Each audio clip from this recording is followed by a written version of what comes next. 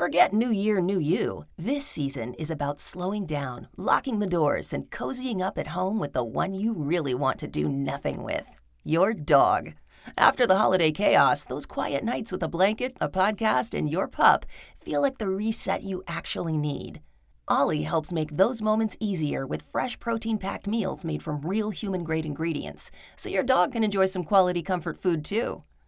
Choose from 5 recipes and get a personalized plan for your dog's needs. Meals arrive perfectly proportioned with a scoop and storage container, so serving is fast and mess-free.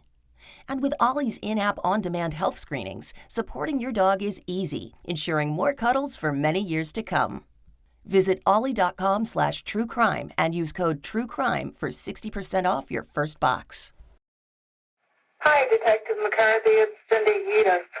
I'm just checking to see if there's anything new on the case. Ken and I would have been married 3 years today, and Betty Juedes took that away from me. I know she's responsible for my husband's death. I know she is. On what would have been her 3-year wedding anniversary, Cindy Schultz Juedes left this voice message for a detective. Her husband had been murdered a little over a year prior, and she was convinced the killer was his ex-wife, Betty. And I'm tired of being accused of killing him. And Lori Rennie has put things on the internet. She changed Ken's obituary from last year. And I'm tired of it. I'm tired of it all. And if I have to do something about it, I will. For months now, Cindy was a widow who was under suspicion that she had murdered her husband.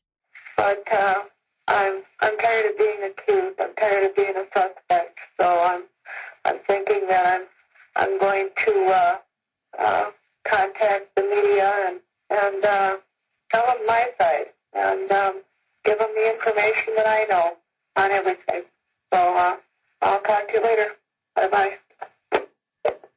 Cindy's husband, Ken Juedes, was alone inside their Wisconsin bedroom when he was shot twice in 2006. Cindy found his body, naked, lying in a pool of blood on their bed. Who would want to kill Ken, a well-liked pharmacist who some described as a gentle giant? He had started off with nothing and worked hard in life to end up with a beautiful country house with a 3-story chimney he built himself. He had a reputation for being a hard worker and someone who was kind and funny, and he loyally took care of his elderly mother. He also had an edge to him. He loved to drive motorcycles and co-owned a racetrack that was a financial headache for him. Ken even thought something criminal was happening with the business. But when it came to love, Ken and Cindy seemed like newlyweds who were happy. They had eloped to Las Vegas and had been married just shy of 2 years at the time of his death. It was both of their second chances at love, since they had each been married before. For Ken's murder, there was no smoking gun evidence, no eyewitnesses, no murder weapon found to analyze for DNA. To solve the case meant piecing together circumstantial evidence. Cindy offered a $25,000 reward to anyone who gave information to solve the case. She told the local media she was terrified of sleeping in the home. She said she believed she could have been a target and narrowly escaped being killed herself. But as the wife, Cindy was a suspect early on, as law enforcement officials acknowledged. She was interviewed multiple times by police over the years. Authorities put a tracker on her car for 3 months and searched her phone, according to court testimony. Meanwhile, Cindy spoke openly with police and was suspicious of many others who she felt wanted to get Ken's money or somehow benefited from his death. She was quick to put the blame on Ken's ex-wife, Betty. She also accused Ken's children, his business associates, and others in his life. One detective said Cindy had identified a dozen people who she viewed as possible murderers. There were theories floating around that Ken's murder was tied to the racetrack he co-owned. The business was having problems. Ken had accused his associate of fraud and sued him. Ken won the court battle and, just before he died, had been pushing for criminal charges to be filed against that associate, who he said was stealing from the racetrack. But as the years passed, many wondered if it would ever be solved. This is Jillian, and in partnership with Law and Crime, you are listening to Court Junkie, episode 221.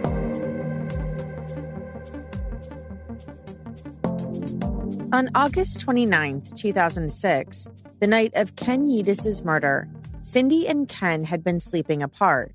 Cindy complained of not feeling well from her migraine headaches and took medicine. She wanted a good night's sleep, so she went to sleep in a camper outside the house at 7:30 p.m. She said she didn't hear the 2 shotgun blasts that night. She did hear a dog barking, although she later said she wasn't sure if it was just a dream. Cindy claimed she didn't leave the camper until the following morning, when she discovered Ken's body in the bedroom of their home. Ken was covered in blood. He had been shot twice at close range with a .20 caliber shotgun, once in the back and once in the chest. An autopsy showed he had a blood alcohol concentration of 0.192, which is more than twice the legal limit of intoxication for drivers in Wisconsin. Cindy said she had only seen him drink 2 beers. On the bed was a note with a knife through it. The note said one word: bitch. Cindy tried calling for help when she discovered his body, she said, but the landline phone wasn't working. It was later discovered the phone in the garage was off the hook. She didn't use her cell phone, even though she did have cell service at their country home. Cindy told police her frame of mind that morning. Quote, "I don't remember how I got out of the house. I don't remember. At one point, I had my keys in my hand and I was running down the driveway and I had pain in my hand and I stopped and I looked at my keys and I remember this clearly and I thought, keys, what are keys for?" Then the next thing I know, I'm at the first farm and I went to the door and this little girl, I thought I was making perfect sense. Obviously, I probably wasn't, but I thought, okay, I'm calm. I'm going to ask for help. I'm going to tell them my husband is hurt. Call an ambulance. I got to go back. I'm going to do CPR. That's what I'm thinking. Cindy drove to neighbor Katie Beaucamp's house first. In the 911 call, you can hear Cindy frantic in the background. 911 emergency, can I help you? Yeah, I need an ambulance at my neighbor's house. What is your address, Cindy? I don't know. What's your address? I don't know. Cindy is asked what's going on. What's the problem, ma'am? What is wrong, Cindy? I was sleeping in the camper and I just woke up. And there's blood all over my husband. I didn't know that he didn't go to work. I just saw his car. Okay. There's blood everywhere. I don't know. Then, in the middle of the call, Cindy abruptly leaves Katie's house and goes to a second neighbor's house about 500 yards away. Okay, did someone else go down to the house? Do you know? I don't think so. I don't think anybody's there right now because she was here. Now she just left. I don't know where she went. Marian Haas opened her door to see a hysterical Cindy, and she also called 911. I'm calling 911. Hello, I'm calling for Mrs. Ken Juedes. She's in the house here, and she said her husband is in their house all full of blood, and her phone will work. Now dispatchers were fielding 2 911 calls, and you can hear the confusion in their voices as they try to figure out which address Ken is at. Cindy can't remember where she lives. What is the address where the ambulance is needed at? I don't know. It's down. It's right at the end. It's about us. Is she with you? Is his Yes, wife she is. with you? Ask her what her address is, ma'am. You know what your address is, honey? No, she's so shook up. Marian looks up Cindy's address in the phone book.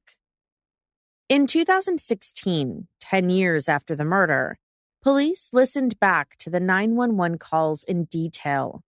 To investigators, the calls were telling for many reasons. What Cindy said and what Cindy didn't say. In their 2016 police report, after re-listening to the calls, they noted that Cindy never asked for help for her husband. She never said she tried to save Ken.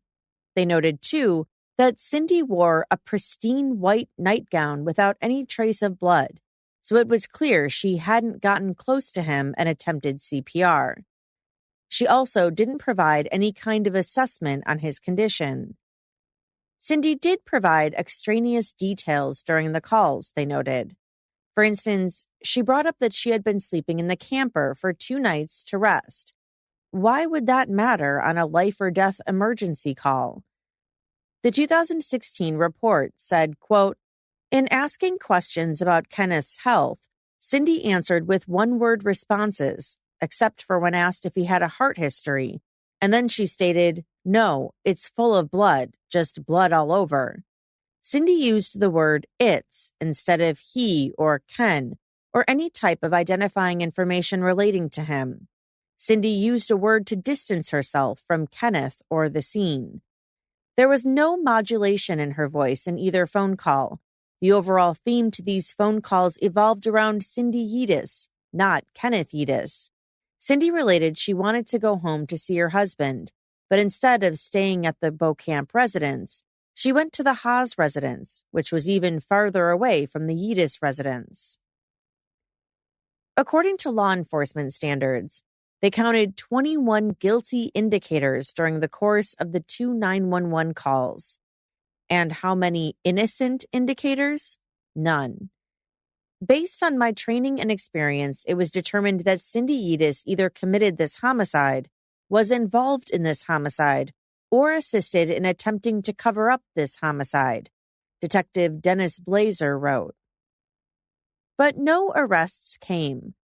With the case unsolved, Detective Blazer had been a new pair of eyes assigned to go back over the evidence. He called Cindy one day. I'm a detective with the Marathon County Sheriff's Office in Wausau. Okay. I've been investigating your husband's death. And I was wondering if I'd be able to sit down with you and talk about that day.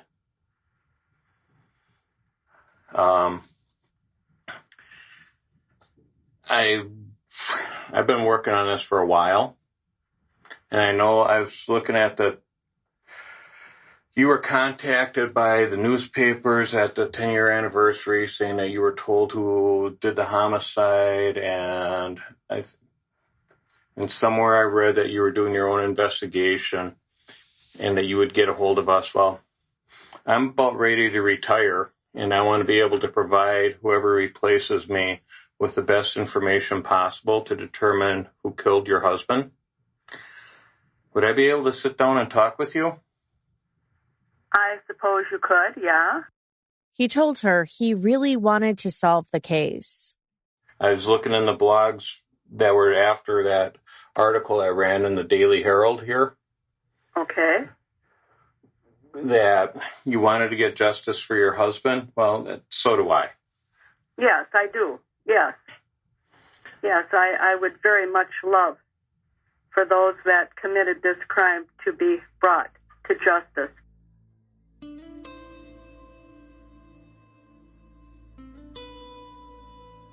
Detective Blazer and Detective James Armstrong re-interviewed Cindy Juedes in October 2019. In February 2009, about 2.5 years after the murder, Cindy had been interviewed by police with her attorney present inside the attorney's office. At that time, Cindy didn't know she was being recorded. Now, in October 2019, Cindy recalled a pivotal moment in that 2009 interview to them. She said back then, one of the original detectives investigating the case had turned his chair towards her in the middle of the interview and declared Cindy was innocent. He lamented, "I made a mistake. It's not her. She's not the one. I made a mistake." She said the second detective in the room then argued, "No, don't say that. We can still make it her. We can still make it her." Detective Blazer and Detective Armstrong were shocked. Was Cindy accusing the original detectives of trying to frame her? All I'm saying is that's what he said, Cindy responded. Detective Blazer and Detective Armstrong went back and listened to the original recording of the 2009 interview. That moment Cindy described never happened, they said. The two detectives never assured Cindy she was innocent. Instead, they had confronted her about the inconsistencies in her story and pushed her on why her shotgun was missing. Cindy had received a 20-gauge shotgun in her divorce from her first marriage. She never reported that shotgun as stolen, but now it was missing. The 2009 interview ended when Cindy's attorney asked her to leave the room. Her attorney commented on the recorded audio that it was going to be difficult for Cindy to go with a possible self-defense theory now, because she would be admitting she lied to police. In her 2019 interview with Detective Blazer and Detective Armstrong, everything Cindy said was being dissected, like how she claimed she and Ken never argued, which the detectives didn't believe. Cindy said on the morning of the murder, she went into the house and noticed how shiny the floors were. This detail stood out to her because the house was messy, and she wasn't in the mood to clean it. "Oh, Kenny, bless your heart, you cleaned the floors," she said she remembered thinking. Then Detective Armstrong brought up how drunk Ken had been at the time of his death. He joked that if he was as intoxicated as Ken, he would be face down on the floor, not mopping them. "Yeah, but the floor, that was shiny," Cindy insisted. "I know I didn't do it. He didn't because he was dead.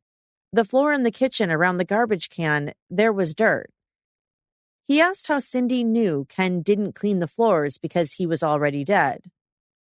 Cindy seemed flustered, he noted in his police report. "I don't know," she said. "I just know the floor was clean. But I'm thinking if he would have cleaned the floors, why would he have stopped at one point and not cleaned the rest of them, right?" The detective thought Cindy's statements were questionable. Quote, "Because Cindy claims she did not clean the floors, despite me insinuating she had, this statement raises additional suspicions as to how Cindy knew Ken was dead before the floor was mopped, not killed after he mopped the floor." Detective Blazer and Detective Armstrong also used Google Earth Pro to analyze how the sun struck Ken and Cindy's home at the time Cindy left the camper and walked into the house. The sun would be striking at an azimuth of 98 degrees and approximately 21 degrees above the horizon, and shining through unobstructed windows on the southeast corner of the house, passing through the open room door and striking the floors to make them look shiny. However, crime scene photos showed the windows and the southwest door were covered by closed blinds, and Cindy had said in police statements the door was closed. Cindy also told two anecdotes about Ken's dog Chong, a name which made Detective Blazer chuckle. Ken had named his pet after actor and marijuana enthusiast Tommy Chong. Whoever had killed Ken had also hurt their dog, Cindy told them. Chong had been kicked that night. She told police she took Chong to her veterinarian for treatment for his injuries 2 days after Ken's death. Now in 2019, detectives began calling different local vets to determine which one she would have taken Chong to in order to fact-check her story. They found the right clinic, but Cindy's version of events wasn't adding up. Ken died on August 30th, 2006, but the Medford Animal Clinic showed that on October 5th, 2006, Chong had come to his scheduled wellness vet appointment for his annual shots. The doctor and receptionist had no records that indicated he had been injured. If Cindy had brought up that her husband's murderer had also hurt the dog, surely that would have left a lasting impression and gone in the records, they said. The receptionist, who remembered hearing about Ken's death, was confident that Cindy hadn't gone to the clinic right after the murder, and such a visit hadn't been overlooked in the records. No way that would have happened, she said. Everything was always documented. The receptionist was also confused. How would Cindy know the murderer had kicked the dog? That didn't even make sense unless Cindy had witnessed the actual act to know what happened. Also in her interview, Cindy had shared another nugget about Chong. At Ken's memorial service, she said Chong had gone up to his brother Clyde and sniffed him. Then Chong cowered like he was terrified and urinated. From the police report, quote, Clyde was wearing Abercrombie & Fitch cologne. Cindy surmised that Ken's killer was also wearing Abercrombie & Fitch cologne, thus negatively affecting Chong. Detectives wanted to confirm that story with Clyde. They met him at a bowling alley. Clyde told them he did remember the dog growling at him at the memorial service, and he admitted he did wear that brand of cologne. But he also recalled that Cindy had told him Ken's son also wore the same cologne, and that Ken's son mistreated the dog.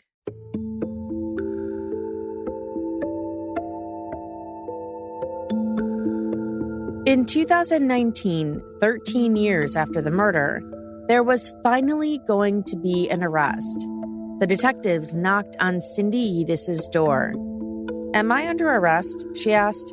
As a matter of fact, yes, one of them said. No, Cindy said in disbelief. She reiterated her claim against Ken's ex-wife, Betty. Betty had planned Ken's murder, she said. Betty and Ken apparently hadn't gotten along and were fighting about child support. That didn't matter to the detectives, who read Cindy her Miranda rights. Realizing that you have these rights, are you going to be willing to talk with us, answer some questions, or make a statement?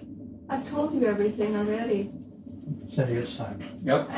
We're not? It's time. I've told you everything already. Okay. There's nothing more. Where are your shoes, Cindy? Can I go change my clothes, please? No, because they're going to be wearing orange tonight. Cindy was taken into the back of the transport van. The detective tried again to get her to confess. Cindy, last time we spoke, I told you that we knew what happened. We knew how it happened. We know who was responsible. And I just told you what we didn't know is why it happened. And I told you that was your last opportunity to tell us why it happened. Can you uncuff these, please? I'm not allowed to, man. I'm not allowed to. I didn't put them on real tight. I didn't put them on real tight for you. Yeah, this is tight. There you go. Not everybody gets a second last chance. Okay? And here's what I think happened, and here's what I know. Somebody taught me years ago that when you see hoof prints, you think horses, not zebras. Meaning usually the most simplest explanation is the best. He told her what he thinks happened. I believe that this was nothing more than a heated argument. Ken had been drinking, and this was a heated domestic disturbance. They got out of hand. I also know that when you told me that you and Ken never fought, that's not true. Cindy, there were people who were telling me that Ken was probably going to leave you. Oh, that's not true. We were planning a second honeymoon. Well. He was planning a second honeymoon. I think he got drunk that night, and I think things got heated, and the note through the pillow was the final straw. And I think rightfully so, you got upset and you snapped. And then afterwards, the number one reason people lie after an incident is fear. And I think you were very afraid. He told her this case has been reviewed by every agency out there, and that they have all concluded that she is the one responsible. She insisted there was no fight. There was nothing. Cindy. Please. No. Listen to me. No. The knife that was in the pillow wasn't even ours. Whose that was it? wasn't even ours. I don't know. The detective brought up the inconsistencies from the 2009 interview about Chong. She insisted she did take him to the vet. He told her time was up. We can sit here and we can, I didn't do it, and nobody's buying that shit anymore. Okay? It's done. It's over. You had to know this day was coming. You've lived with this. You're not going to throw up. No, I'm trying not to. Okay. You've had to have known this day was coming. You've lived with this on your shoulders for all these years. I have lived with this. And what I'm telling you is that... But not because I killed my husband. I have lived with this because there are people that got away with murder. Now, at the age of 65, Cindy was going to stand trial for first-degree intentional homicide.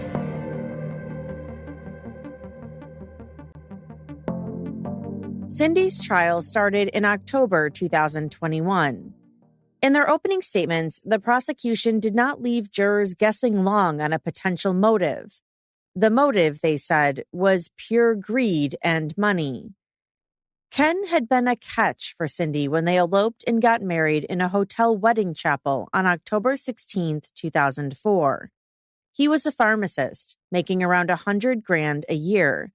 He had a beautiful 4-bedroom house on the end of a country road in Wisconsin.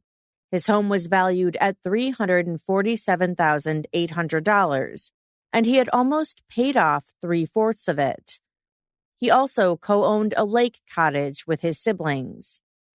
Teresa Whetstone from the Marathon County District Attorney's Office said during her opening statements, quote, "As the defendant, Cindy Schultz and Ken Juedes were saying their vows in the wedding chapel in Las Vegas, the defendant's plan was underway, and by the time of Ken's murder, all the pieces were in place for her to be the richer, not the poorer, when death did them part." Meanwhile, she said Cindy was drowning in credit card debt, more than $75,000 in the red. The defendant had found herself the goose that laid the golden egg, Whetstone said. Less than a year into the marriage, Cindy signed her name and her husband's name on documents to refinance his house and pay off her debt. More and more life insurance policies were being taken out in Ken's name too, she said, within a short period of time. Ken had given up his share of the lake cottage in exchange to be deeded 79 acres of hunting land that was previously owned by Ken's parents. The 79 acres were worth $200,000, a sizable amount, no doubt. But to Ken, they were even more valuable than that. These acres had been in his family for 40 years and had been a special place for Ken. Prosecutor Whetstone said Ken had a good-paying job, but that Cindy grew impatient. She knew the golden egg's real wealth after all those life insurance policies, and it wasn't hers until Ken was dead, she told the jury. 1 year and 10 months into Ken and Cindy's new marriage, Ken was murdered. Nothing about the events on August 29, 2006 were ordinary, Prosecutor Whetstone said. It was a Tuesday, which was Ken's day off from the pharmacy. Normally, he and Cindy would go spend some time with Ken's elderly mother. But on August 29th, Cindy didn't go. It was just Ken. Normally, their house had foster children living there with Ken and Cindy. But that week, Cindy informed the coordinator not to place them with any. Ken and the defendant were alone in their home for several days prior to and including the night of the murder, Prosecutor Whetstone said. Then she told the jury that a couple months prior to the murder, Cindy had a video surveillance system installed at the home. She had turned the video system off, and it remained off on the night of Ken's murder. Cindy had told police Ken wanted her to unplug the equipment because of bad weather. Normally, the Juedes home would have been locked up tight, Prosecutor Whetstone said. On the night of August 29th, the night of Ken's murder, every door in the Juedes home was unlocked. She said Ken was a pharmacist who never missed work, and he would not have gotten drunk the night before. He had to be at work at 8 a.m. on August 30th. Something caused him to drink alcohol that night and drink to excess. At the time of his murder, his blood alcohol was at 0.19, 2.5 times the legal limit to drive. She told the court that normally Ken left love notes on the pillow or the mirror for Cindy. At the crime scene, a note with the word bitch had been left on Cindy's pillow, with a knife through it. Only one person could know about the unordinary things happening at the house that night, she said. The only one to know that the surveillance system was off, the doors were unlocked, the foster children wouldn't be there, that Ken would leave notes for the defendant on her pillow, and that Ken was asleep, intoxicated, nude, and defenseless in their bed, was the defendant. When law enforcement responded to the home after the neighbors' 911 calls, Ken's body had already been dead for 8 to 16 hours. The defense sought to paint a different portrait of Cindy. They told the jury she was a woman in love with Ken. through a dating service, they had met and courted for a matter of months before they decided to get married. Cindy's attorney, Earl Gray, said in his opening statements, quote, "They were head over heels in love. You'll hear that they adored each other. Ken adored her. She adored him. You'll see photos of them. And then on a spur of the moment, Ken suggested, let's go to Vegas and get married. And they did just this. They went and got married. They didn't tell anybody. He didn't tell his children. She didn't tell her children or any of their friends. So they got along marvelously. You'll hear from witnesses, his friends, her daughters, that they were newlyweds in love for a year and a half, almost 2 years, and they were planning on going to Las Vegas to celebrate their wedding anniversary." Gray refuted the prosecution's theory that Cindy killed Ken for financial reasons. The reality, he argued, was Cindy did better financially with Ken alive. He had a good-paying job as a pharmacist and provided health insurance for Cindy. For a living, Cindy had worked at a daycare. By the time she married Ken, she took foster children in. Later court testimony referred to them as teenage delinquent children and got paid about $1,250 per child per month in her home. With Ken dead, he said Cindy lost that source of income because she wasn't allowed to take in children alone. And as for Cindy relying on Ken for money to bail her out of her credit card debts, if anything, it was the other way around, he said. Cindy had actually loaned Ken $18,000 to keep the troubled racetrack he shared with a business partner afloat. So those are just a couple of issues I would like to throw out there, he told the jury. The defense then floated an alternative killer theory, the Randall theory. Randall had been a thorn in Ken's side, Gray said. Before his death, Ken was involved in a contentious lawsuit. He had sued his associate, Randall Landwehr, for $300,000 and accused him of securities fraud for dealings at the Monster Hall Raceway. Ken won the lawsuit. The next step for Ken was trying to get criminal charges pressed against Randall. After Ken was murdered, police wanted to question Randall. The investigators are looking for Randall Landwehr, Gray said. They find him on August 31st, which was a Thursday. They locate him and want to question him. What does Randall Landwehr do? He says, I'm getting a lawyer. So they can't interview him, not until September 1st, the next day, when he learns what happened and what they're investigating him for. And also, he has his lawyer there. The Randall theory also involves 4 other men who were investors in Randall's brewery business and who all lost their investments after Randall lost the lawsuit to Ken. Gray told the jury that in 2007, a tipster reached out to police and said a man at the racetrack named Brian Demler was telling people he drove the getaway car to Ken's house. The tipster said Brian claimed he drove 3 men out to the property to kill Ken. One of those 3 men was child television star Butch Patrick Lilly, who once starred as Eddie Munster on the 1960s sitcom The Munsters. The theory goes that Butch and the other men wanted to kill Ken for revenge because the men were angry about their lost investments.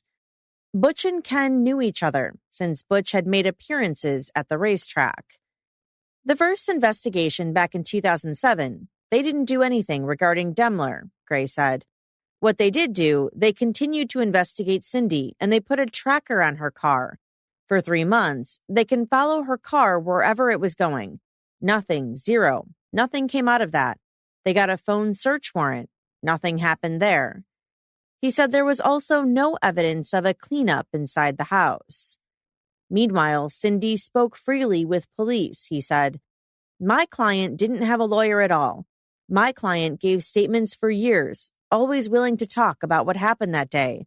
Randall Landwehr, on the one interview he gave, needed a lawyer, so they don't get very far with Mr. Landwehr. By they, I mean the investigators, he said. They don't get very far with him, and in fact, they dropped it right then. The evidence will show that they didn't do any more investigation of Landwehr, so they focused their investigation after that interview on Cindy Juedes.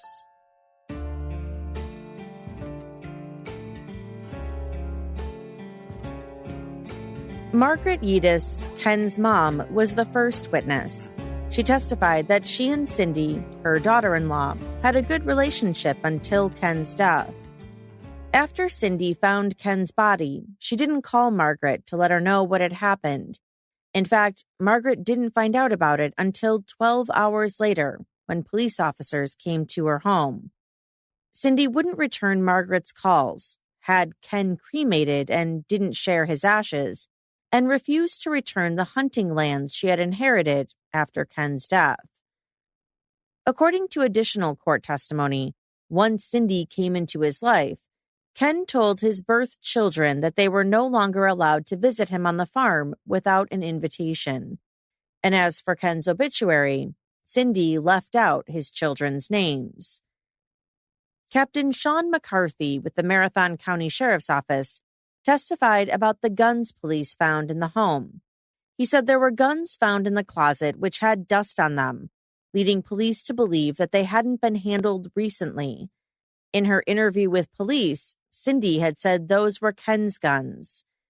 Cindy also said in her interview that she owned a shotgun and another rifle and kept them wrapped in a blanket under a bed in one of the upstairs bedrooms. She had said the shotgun had gone missing prior to the murder. When asked if her guns were ever found, Captain McCarthy said no. A crime response team went to the home on August 30th, 2006, the day after the murder, to take photographs and collect evidence. They collected fingerprints, but didn't have much luck conducting a valid fingerprint comparison. There were 3 items, 2 pieces of paper and a knife that had been stabbed into a pillow and into one of the papers. Ken was ruled out as a match, but they were unable to determine whether Cindy was. There was no evidence found in the home of any of the other 5 people the defense was accusing with the Randall theory. But they did, however, find that a single fingerprint on a piece of paper from a fax machine didn't match anyone who lived in the home. Multiple life insurance agents were called to the stand. Cindy had applied for 5 different life insurance policies before Ken died. One of them was for $280,000 and was for Cindy and her biological daughter if Ken were to die. Another was for a little over $300,000, also listed Cindy as the beneficiary, and was in case of an accidental death. In total, the life insurance coverage added up to about $970,000, just shy of $1 million, going to Cindy as the beneficiary if something ever happened to Ken. As for the note found at the scene, the one that said bitch and was found on Cindy's pillow, a handwriting expert was unable to say definitively whether Ken wrote it. He could not be eliminated or identified as the author. When asked if Ken's intoxication could have affected it, the expert said yes. When it was the defense's turn to present their witnesses, Cindy took the stand. She described the moment of walking in and seeing Ken's body. When I was in the bedroom and I felt like I was floating above him, then I thought I saw him breathing, she said. He looked like he had been butchered. There was blood all over. I thought I saw his chest rise and fall. I went to get help. It was the most horrific scene I have ever seen in my life. I was terrorized by it. Her attorney asked why she had agreed to hours of police interviews over the years. Because I didn't kill my husband, and I wanted to find out, I guess, who did, she said. On cross, the prosecutor asked her, "You in no way touched your husband, Ken Juedes, at all that morning, correct?" "That's correct," Cindy said. "And you believe at that point that he is breathing?" Cindy said yes. "And you don't administer any aid whatsoever, correct?" Cindy admitted she hadn't. "I did not administer first aid, no," she said. Butch Patrick Lilly, the former child actor who played Eddie Munster, also took the stand. He denied being involved in the murder, saying he had only found out about his supposed involvement in the case when someone asked him if he had seen the National Enquirer that day. He said he hadn't, and when he looked it up, he saw that he was on the cover with a headline that read, "Munster Murder Bombshell at Monster Hall." He said his attorney asked the publication to retract the article, and they did. but afterwards he said he lost appearance contracts. He conceded that his mother had invested $10,000 in Randall Landwehr's brewery business. After Randall lost the lawsuit Ken Juedes had filed against him, Butch lost his investment. Butch said he couldn't recall where he was on the day of the murder, or the day before or after. He said he travels a lot. As for whether drugs or alcohol could have impaired his memory, he said no. But after more questions from the defense, he said he and the other guys allegedly involved in the plot to kill Ken would drink and occasionally use cocaine. Brian Demler, the man the defense said had confessed to being the getaway driver, testified that he had lied about that. He said he had only said that so he could get out of a drunk driving charge. He said that on the night Ken was killed, he was out of town.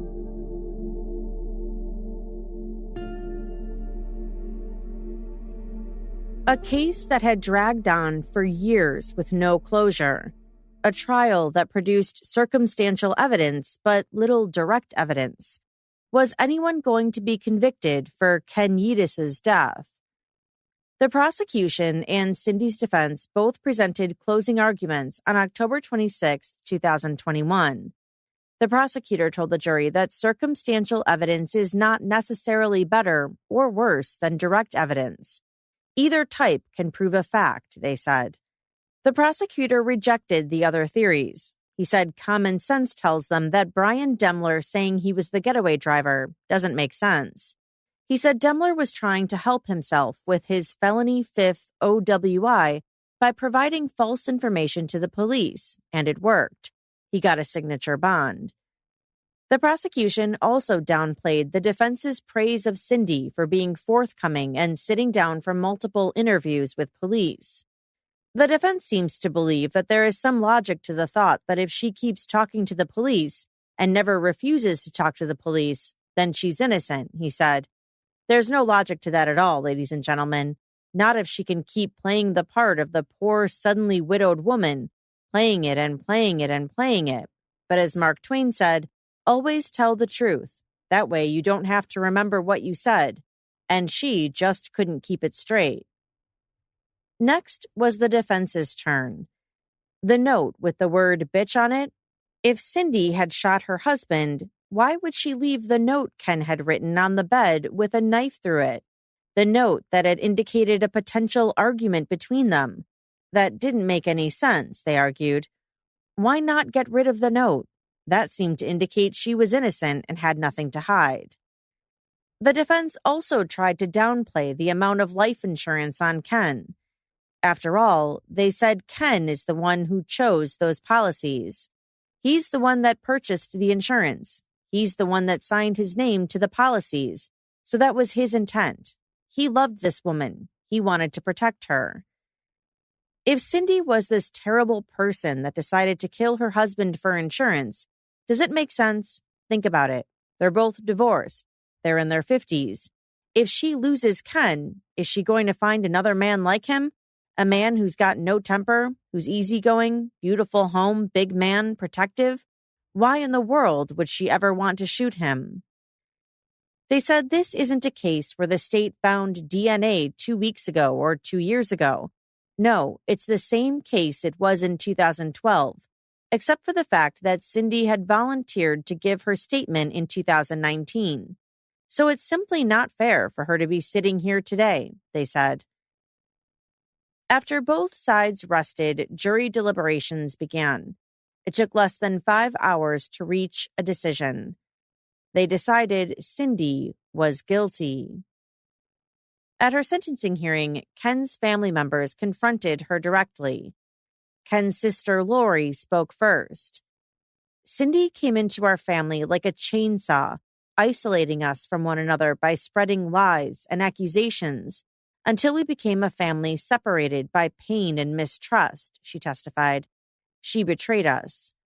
For nearly 2 decades, Marathon County detectives allowed Cindy to profit from Ken's death. They also allowed a dangerous criminal to remain free to harm others.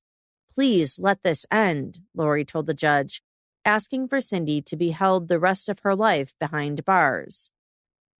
Ken's daughter, Anna, spoke of the pain of not being able to say goodbye to her dad. You would not let us view Ken's body and say our last goodbyes, but immediately had him cremated and shared none of his cremains with us, she said. You didn't share our sorrow by coming to the funeral we had arranged for Ken. You completely dropped us from your life, except for court hearings over his will and belongings. And Ken's mother, Margaret Juedes, also took the stand. Margaret and her son had been very close. Ken regularly visited her. She said that as a family, they tried to stay strong. We have always believed that she had committed the murder to gain those proceeds, but the true brutality of the murder was unknown to us until the trial. After listening to them speak, Cindy got her chance to address the courtroom. Quote, as an innocent person, I know the pain and heartache my husband's death has caused my family, my husband's family, and myself. Ken was more than a husband. Ken was my world. He was my companion, my friend, my soulmate, my love, my future, my life. Losing him has been positively devastating. As an innocent person being accused, tried, and convicted, it has ripped at my very heart and soul. I was not convicted based on evidence, fact, or even a shred of truth, but rather by a fairy tale conjured by the prosecution during closing arguments. She went on to say that her character had been attacked during the trial. She railed against her attorney, Earl Grey, saying he had failed to present witnesses and evidence that certainly would have won an acquittal for her. Earl Grey's overall courtroom performance failed to live up to his boast of 50 years as a successful criminal defense attorney, she said. As an innocent person, there is so much more that I would like to say in my defense. However, since an appeal is forthcoming, I will allow that process to speak for me. The truth will be revealed. She said she would never stop fighting for real justice for her Kenny. She was sentenced to life in prison. And that's all for this episode. As always, I'd love to know what you think about this case. You can let me know by joining the conversation on Instagram at Court Junkie, by tweeting us at CourtJunkiePod, or by emailing us at podcast@courtjunkie.com. This episode was researched and written by Gabrielle Russon. If you'd like to hear these episodes without the ads, hear additional Court Junkie bonus episodes, and receive our weekly newsletter covering the most fascinating court cases of the week, please check out our Patreon options at courtjunkie.com/support. Also check out our sister podcast, Civil. It covers the kind of court cases that won't necessarily land anybody in prison, but could easily make them go broke or ruin their lives. Catch recent episodes on Hulk Hogan and the alleged I-10 shooter. Search for Civil Court Junkie wherever you listen to podcasts. Thanks again for listening. Until next time.